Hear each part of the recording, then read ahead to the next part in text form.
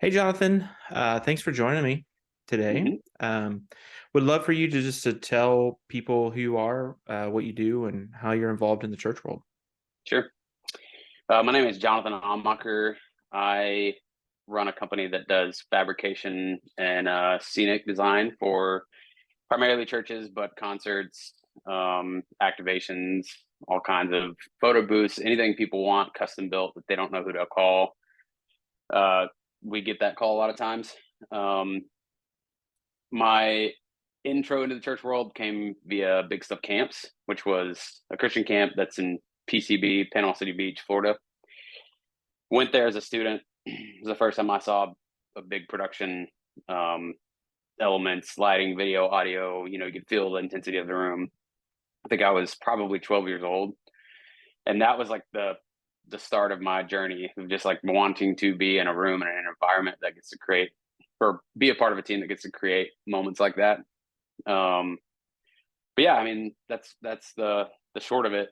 I can give you my whole life story, but it's Yeah. pretty No, long. no, that's cool.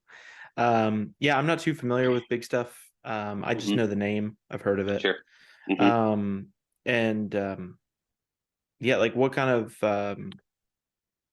of sets or lighting packages? Like, what kind of stuff are they doing? Are they doing like full scale like concert hmm touring and stuff like that? Sure. So when I first went to big stuff as a student, I think it was probably 2004, I believe. I grew up in a tiny small town. I'd never seen any type of concert lighting. I don't think I'd ever really been to a concert at that point. Um, but yeah, I mean they have a full audio video package. It felt to me like what you see on TV and on the movies. It was just like, oh my gosh, this is amazing, and they're using it, you know, to worship God. Like this is crazy. But no, they it was. I think the last year that I actually worked for the camp, we had, I believe it was upwards of like 82 or 84 different movers on the stage or in the audience, or we had LED tiles and um, DNBV rigs, like state of the art stuff. At least at that time, I think that was 2018, 2019. It was still state of the art, but mhm.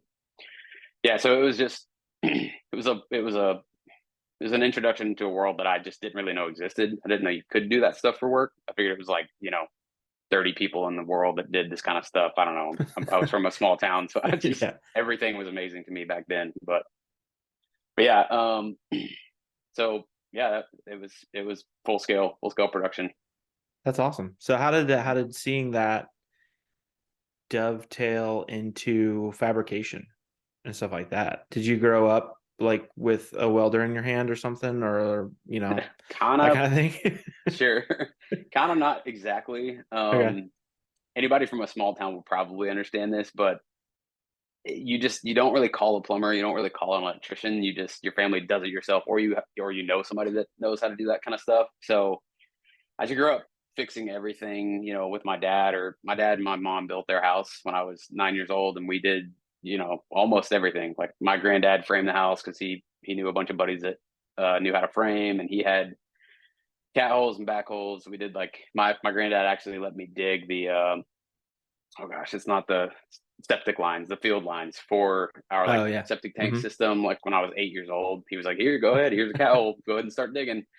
So like I came from a world of like just you figure it out. Whatever problem is in front of you, you got to figure it out. And with that came learning how to use tools. And what I've learned is that once you have a just an understanding of like what you're trying to accomplish with a tool, it's pretty easy from there. It's YouTube videos and Google. So that it def that played more of a role in the fabrication than big stuff. I think the two really melded together when I learned like there weren't a lot of people fabricating specifically for set designs. Like we would use a metal shop that did like commercial welding, like they would do some of our sets, or we would use like all these exterior people, but nobody that had like one specific set or one specific goal, which was building sets. So when I left Big Stuff in 2019, I was like, I think I can probably do this. Like it seems to me that there's a hole in this industry, which is like custom pieces, custom fabrication. And it turns out that I think there is. So that's kind of how we how we became Black Label. That's awesome. Yeah, and all your stuff is great. I know you've done a couple sets for North Point, and the different like lobby pieces even Yeah, for the Drive conference that North Point Ministries puts on and stuff like that. All fantastic. Like it's yeah, great. Yeah. appreciate it, man. Yeah. I mean, it's yeah. Um, so like you're also like a lighting programmer. Yeah. Do you do much set design like with the fabrication? Do people bring you in and like, hey, this is like here, I want you to create me something, or do they bring you plans? And what's the relationship between like the client and you? It might depend. It might depend on who it is too. But like, tell me more about that relationship. You're hitting the nail on the head. It's a little of both. We do we will do designs for people. A lot of our clients nowadays bring us ideas. I don't think that we excel. We don't. That's not really our passion. I don't think our passion is designing. It's not really my passion anymore. It was for a time, but now that I've gotten into the fabrication side of things, I really enjoy taking an idea and figuring out how to make it work rather than coming up with an idea. I think there's also a creative space that you have for a time. Now, this is just me, and I'm spitballing. I don't know if this is actually true, but I think I ran out of creative energy at one point.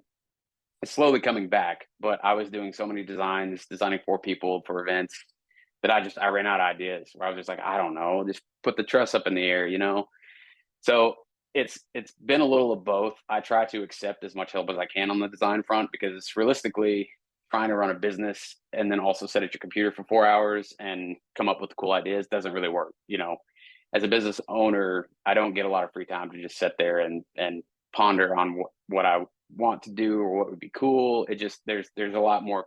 You know, I'll probably get 3 or 4 phone calls in the midst of those 4 hours that distract me. So that's another element too, is just being busy. You know, the busier we are, the harder it is to find time to sit down and design. But yeah, it's kind of both. Like with North Point specifically, Sam Turner was the one that brought the idea up. You know, of course I have input and we collab, but for the bulk of the idea is him saying, I want this here, I want that there. How do we make that work? How do we make this box, you know, be isolated and only have light from one source, or whatever the problem is. So Well, and I imagine that's where some of the creativity comes in, because you have to figure out how to make that work, which is sometimes very creative. Like someone can give you a 2D something, but you're turning it into a 3D physical piece that needs to be able to hang or stand by itself or whatever. So, yeah, it is a different version of creativity. Is like how to, a lot of times people give me shapes. You know, they'll put a shape on a piece of paper on a Vectorworks drawing and be like, we want this to be lit by X, Y, and Z. Like, how do we do that? So that's where a lot of my time and energy is invested, is figuring out how to make that shape come alive and exist in the world. So that I found that fulfilling, more so than in the beginning of Black Label, when I was doing fully design, you know, design, engineering, design, and fabrication of all of it. But yeah, and I also had a background in lighting. That was kind of where I started in production. Um, with Big Stuff, I became their lighting director for camps, and then their lighting director for the actual Big Stuff events, which was, it's, the camp organization is kind of split in two. There was a Big Stuff camp side and then a Big Stuff event side, and the two were kind of operated independently until camp season, which was 2 months out of the year.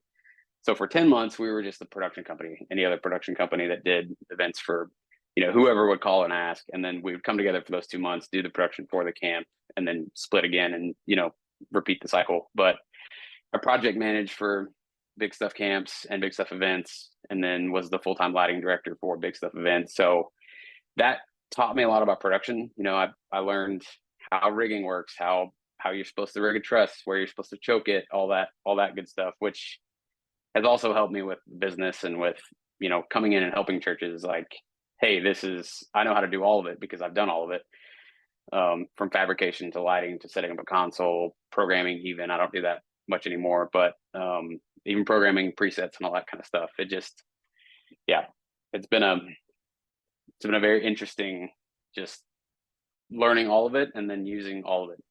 Yeah, But that sounds like uh, you're filling a need for the church world. Uh, how far, like how many churches are you working with or have you worked with? Like, are you finding a good market there, or is it sets? Is it small pieces? Is it like lobby installs? Like, what are you finding that you're doing a lot of? I would say COVID minimized set designs. I feel like there was a pretty big shift when 2020 happened. I mean, even North Point shifted from like we would do a set every 6 months in a student room, and maybe 6 months in a main auditorium, and that's kind of scaled back to a year apart, from set to set, or even longer than that. So I think I think we started learning how to do the lobby stuff. I mean, everything we do is it's different every day. Like we're some days we're welding, some days we're doing fine woodworking, some days we're dealing with acrylic, and it takes a lot of time to learn how to do all those different Yeah, I things. can imagine. Yeah. So I would say like in the beginning we were doing mainly sets. That's pretty much all we were doing. And then it slowly shifted to people being like, "Hey, well you have a welder, can you make this thing for us for our lobby? We're having, a volunteer night that we want to highlight volunteers. Can you make this thing?" And then that's evolved into us doing probably half and half set designs and builds. I mean, we've done some things for Chick-fil-A, brand apart, in the last couple of years too. It's let us expand into like that territory where, by doing the sets and by learning how to work with wood, work with plastics, acrylics, PVC board, expanded PVC board, just all kinds of different materials.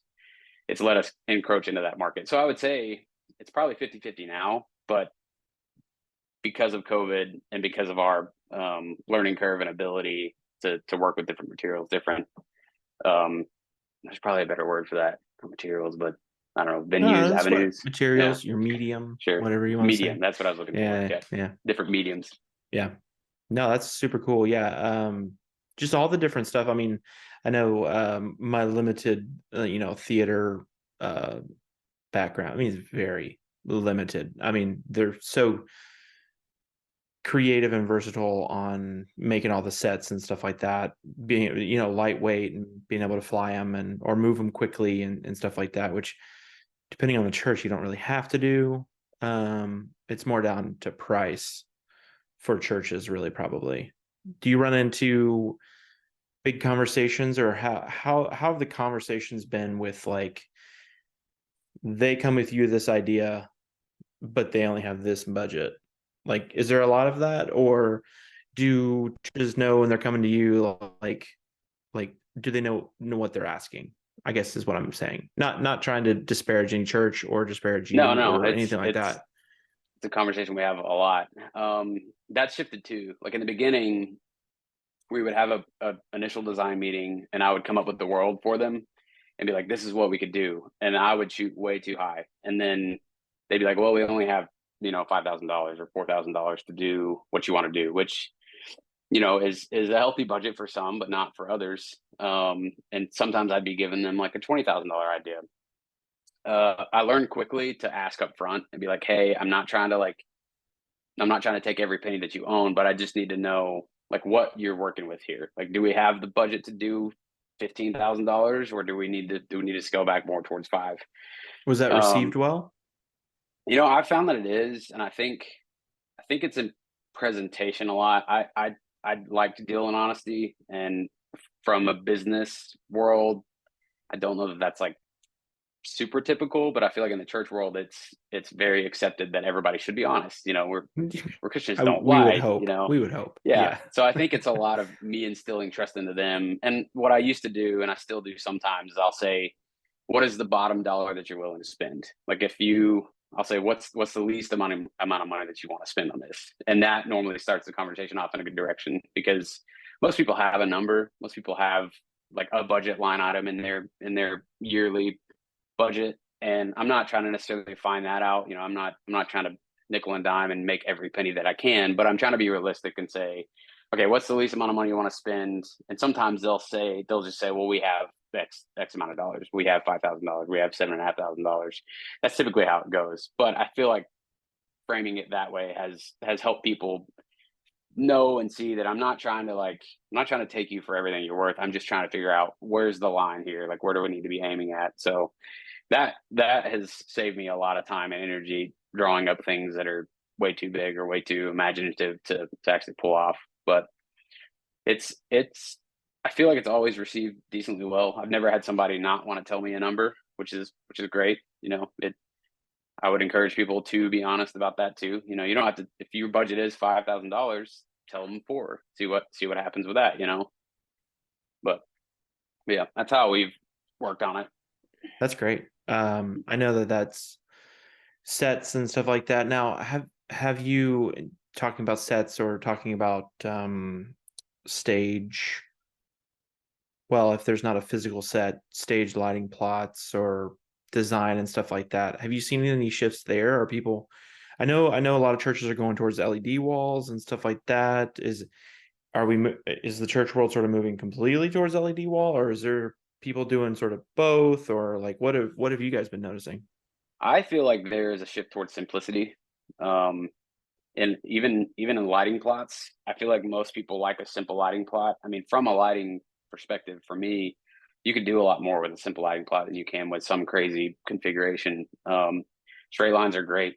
Straight lines are amazing as far as programming goes. You can Yeah. often come out with a better show with a straight line. I used to try to make these crazy 3D contraptions out of truss, and it would look cool while we were building it, and then I'd go to program it and I'd be like, this doesn't look good at all. I'd much rather have a straight line of, you know Java spot or beams. I'd much rather have that than have 18 different sources of light. As far as the LED and the set goes, it's kind of half and half. I feel like people either go the LED route or they stay on the scenic side. LED is super useful. It's amazing. It's an amazing product, but it's expensive. The upfront initial cost is huge, and I don't think, rightfully so, I don't think a lot of churches have said like we want to pay that initial upfront cost. I like the mix of the two. I think there's a place for materials that you see everywhere on a stage. I think it can look foreign and alien if you just have like LED walls and lights and strips. It can look just futuristic, and I don't know that that's what I would want to walk into. As an attendee, I would want to see something that's like tangible and visible, like something I see every day. Like I like the use of wood textures and concrete, or something that you would see out in the everyday life. It just doesn't feel as disconnected to me whenever you use materials that you see in the day to day. But I think there's a healthy balance of the two. I think there's room for both. Can you point to anything, or can you point to anybody that you're like, hey, I really like what they're doing with the mix there? Because I I haven't looked hard, but I have not seen anybody mixing the two. Sure.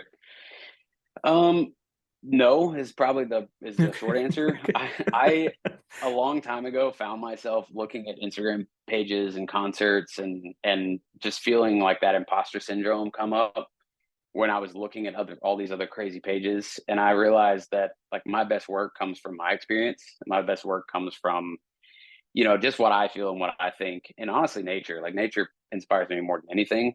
So I don't really spend much time like delving through the internet, looking at concerts, looking at what this person did, looking at what that person did. No, there's times for that, of course. Like if you're trying to achieve a specific thing and you've seen it before.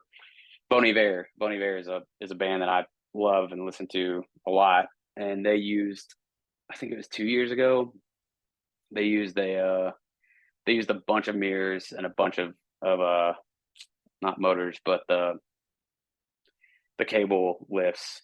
Gosh, what is Winches. winches? Yes, they used a bunch of winches and basically turned the mirrors so that as they shot a light at them, the mirror Oh, itself would cool.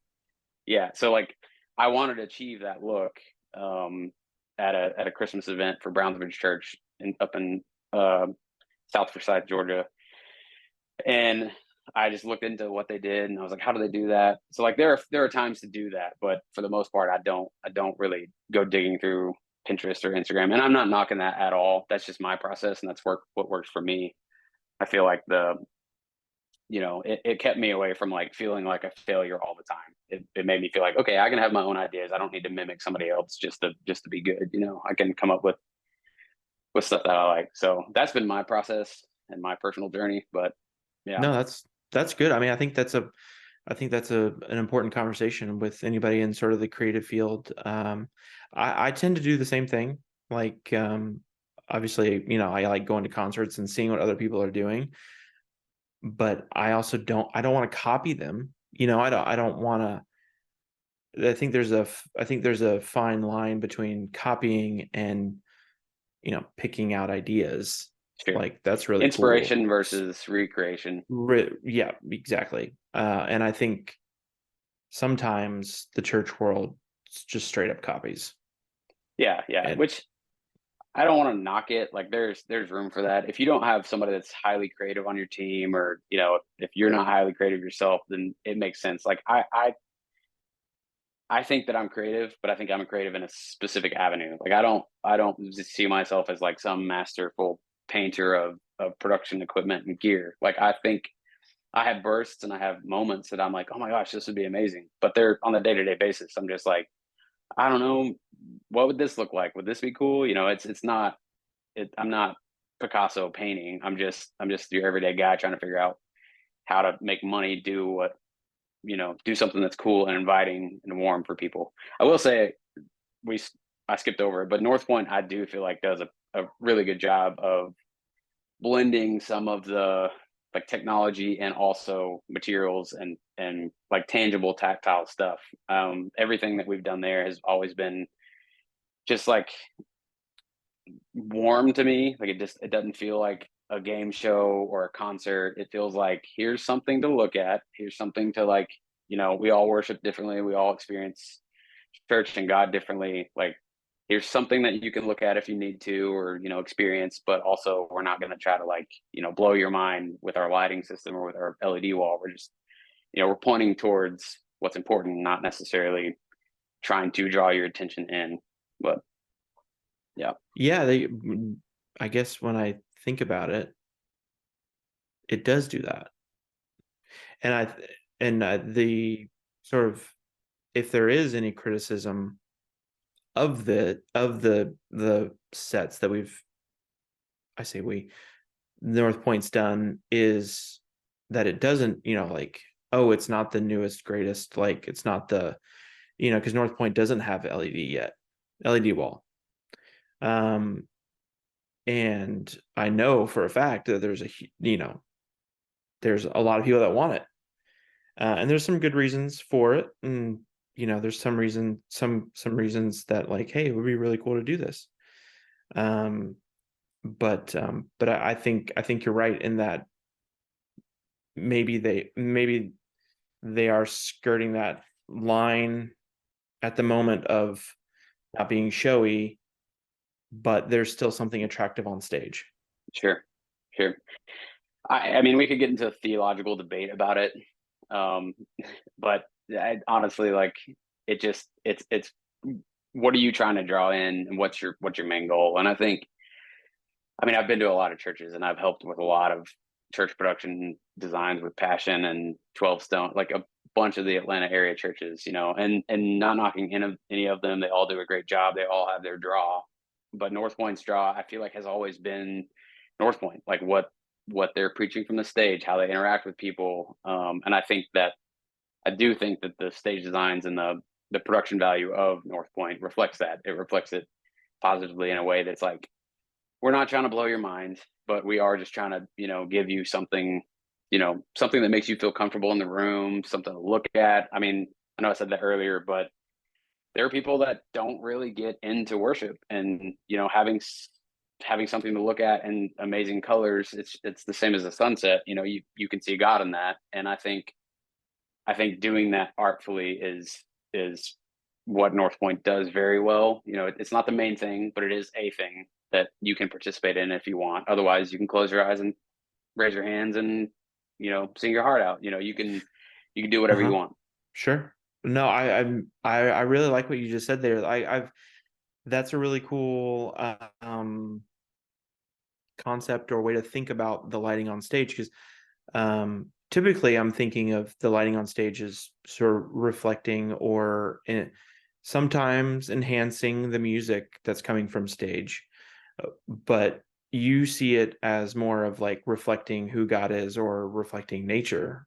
That's really cool. Can you talk more about that if you want, if you can? Yeah, I mean, I think that's what drew me to lighting in the first place, was that pivotal moment at Big Stuff Camps when I was 12 years old. Like that's what I remember seeing, was the lighting. And I just felt this like sense of warmth and sense of awe and sense of just like, oh my gosh, this is amazing. It I likened it to, I don't know that I did when I was 12, but in my, former years or past future years reflecting back on it, I was just like, man, that's the same feeling that I get when I'm out in nature and I'm on a mountain hiking and I see a sunset. Like it's the same like awe. And that was always my goal. Of course, you have to match the music. You have to be a part of the program. But my goal is to never just match the music. It was to be like, I also want to.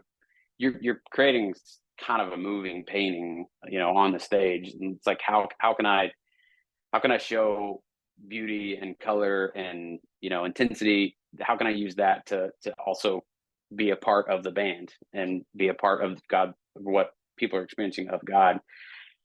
So yeah, I don't know. I mean, I think there's a lot.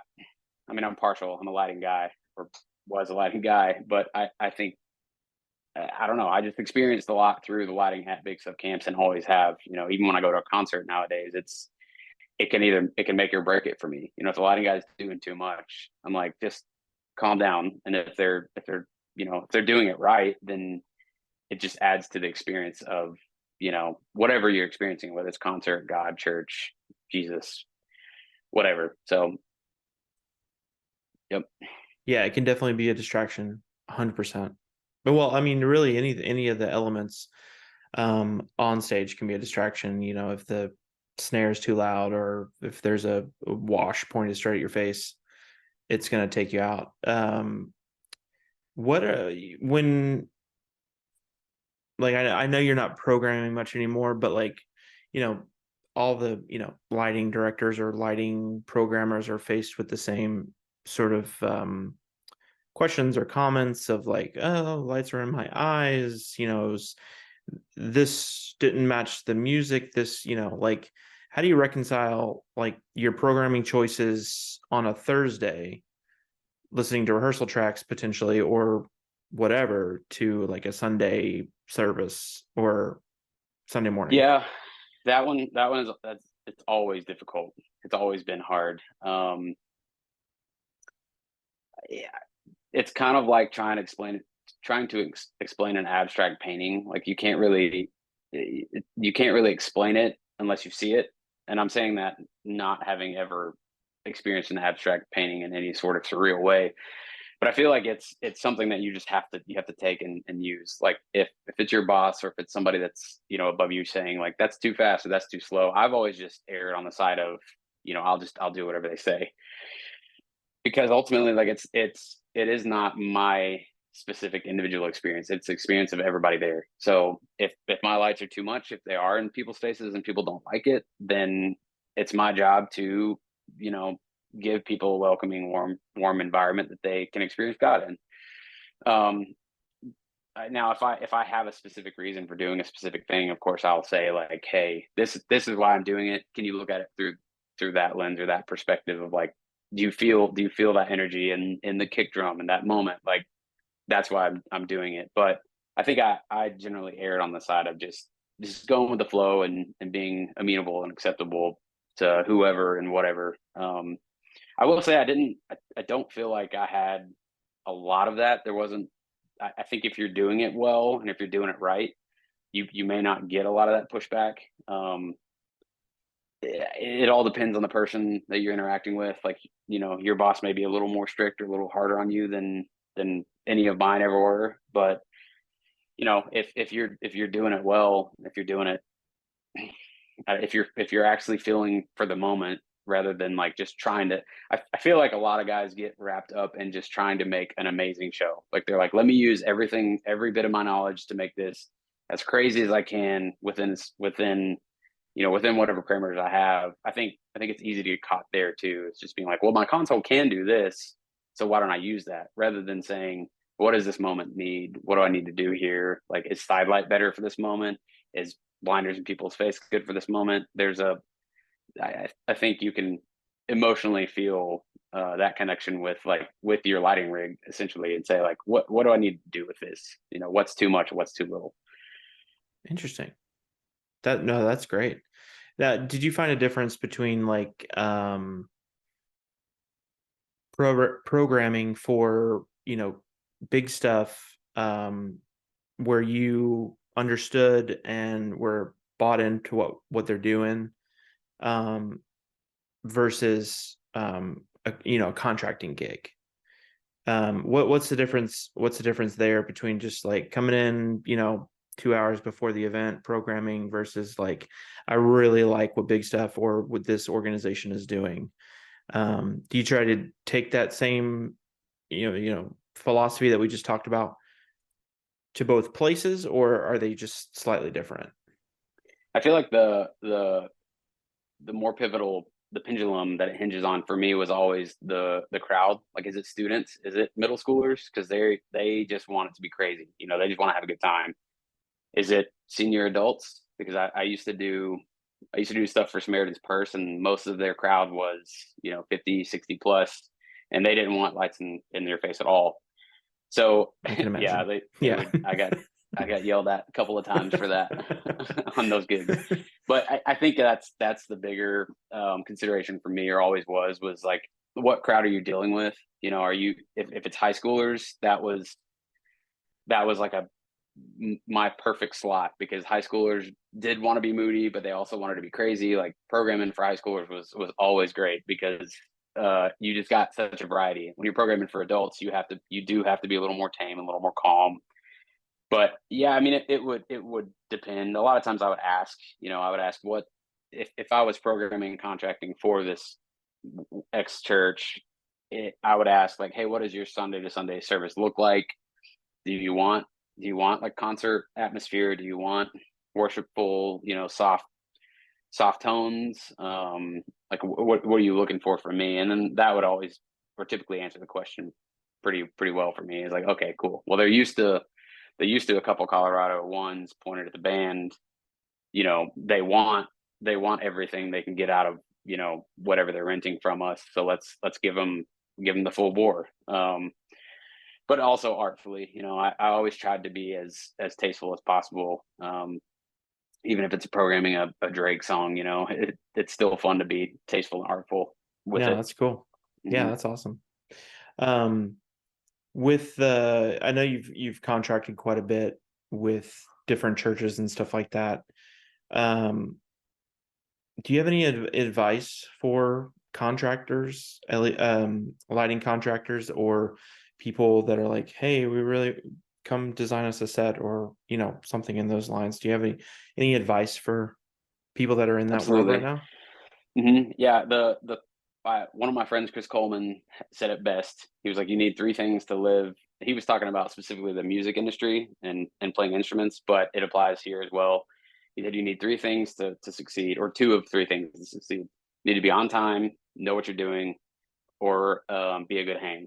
And if you can hit all three of those, then you are like your prime. So if you can do two of those things, if you can be on time and be a good hang, people will want you around.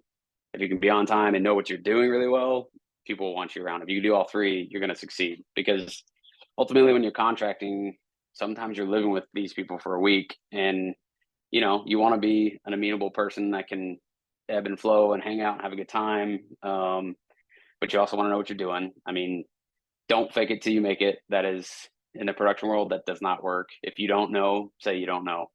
I went through phases where I would try to fake it till I make it, or made it, and it failed every time, because obviously, like, I didn't know how to set an IP address on a computer to talk to LED tape or LED pixels or whatever like that. So I would just say be honest too. Just be upfront. Don't try to prove yourself. Let your work speak for yourself.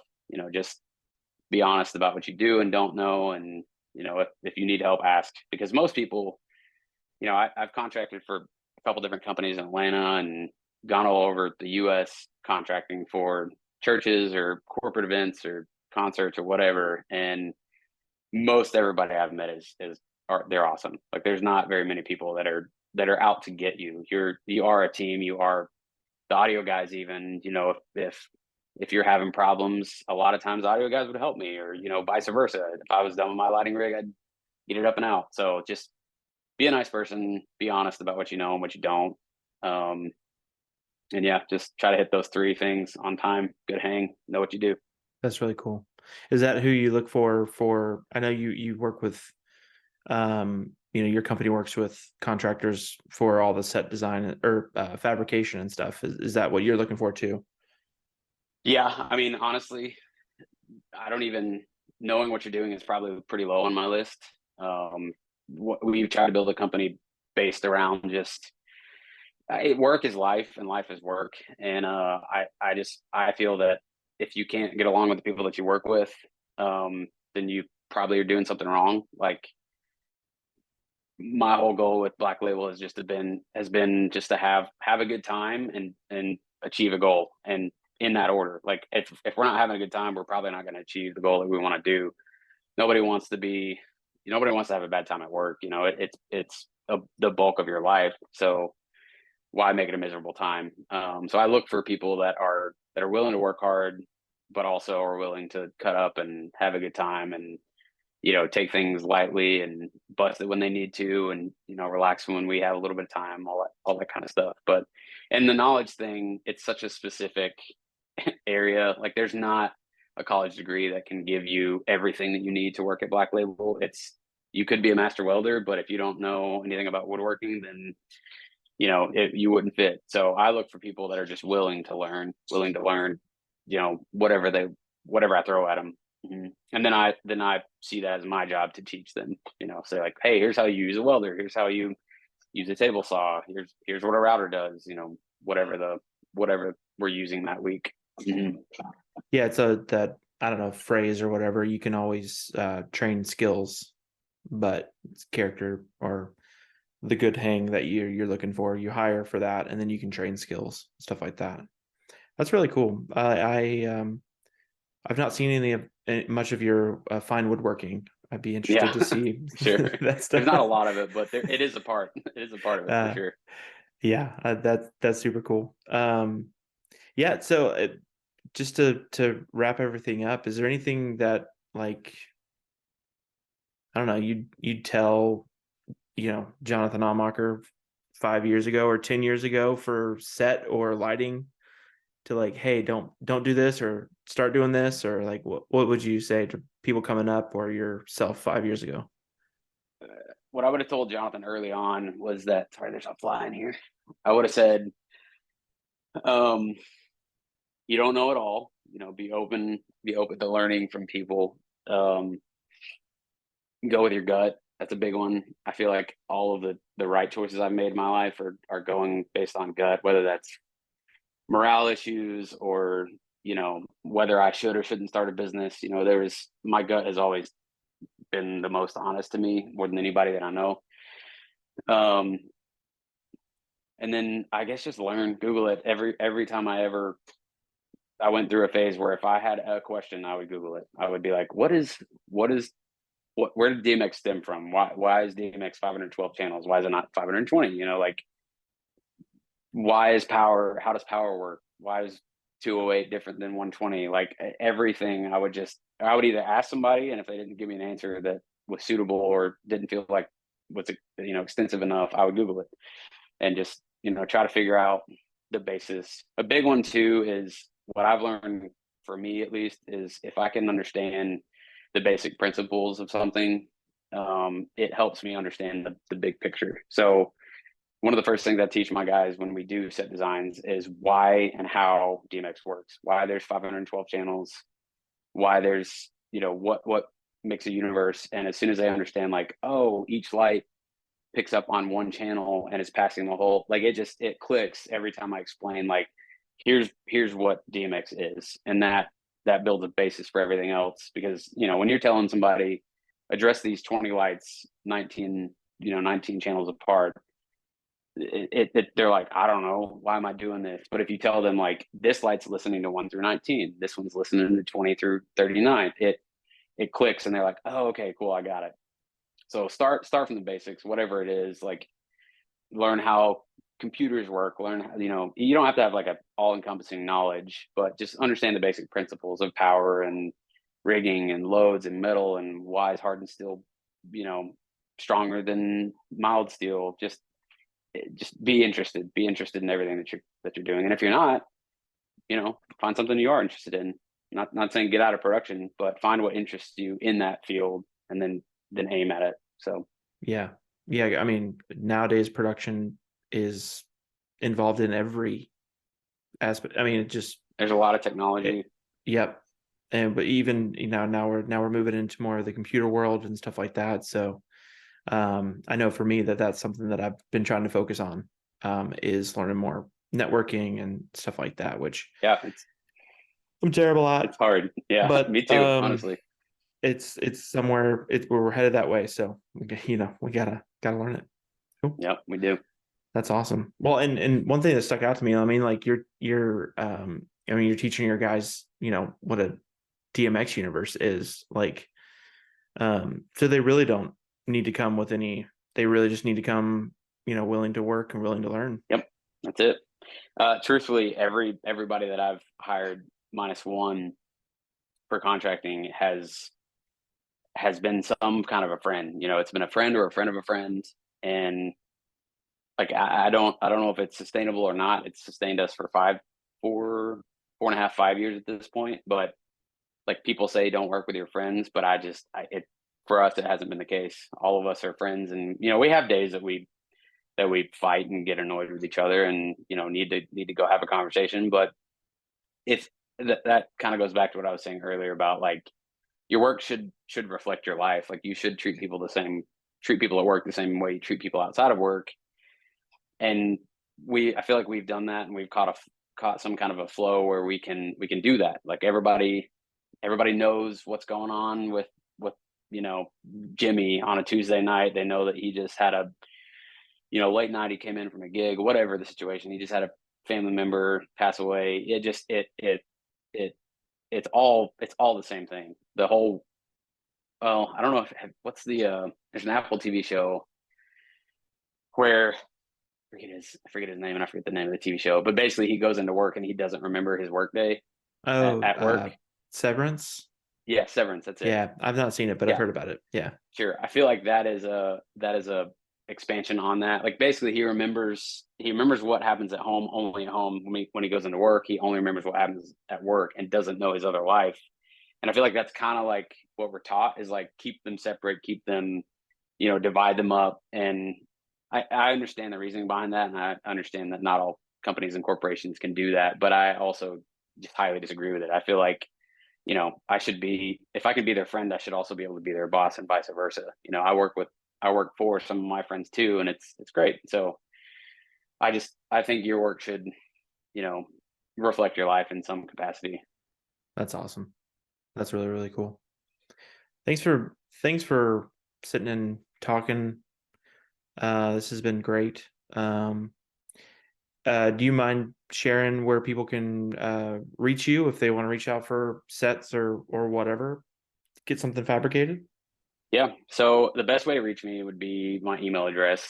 It's long and arduous, but it's Jonathan@amacherlimited.co. That's JONATHAN @AMACHERLIMITED.co. Or you can look us up on blacklabel.co. We're on Instagram. We have a website that's blacklabel.co. It's always .co, not .com. Yeah, you can find us there. You can see some of our past work on our website and Instagram account. We don't really post much. Most of our work has come from word of mouth. I don't really feel like it's benefited us to post a lot on Instagram, so we don't have a lot out there. But you can see some of the stuff that we've done. That's awesome. Yep. Yeah. Yep. Well, thanks, Jonathan. Appreciate it. Thanks for having me on, Aaron. Appreciate it, man.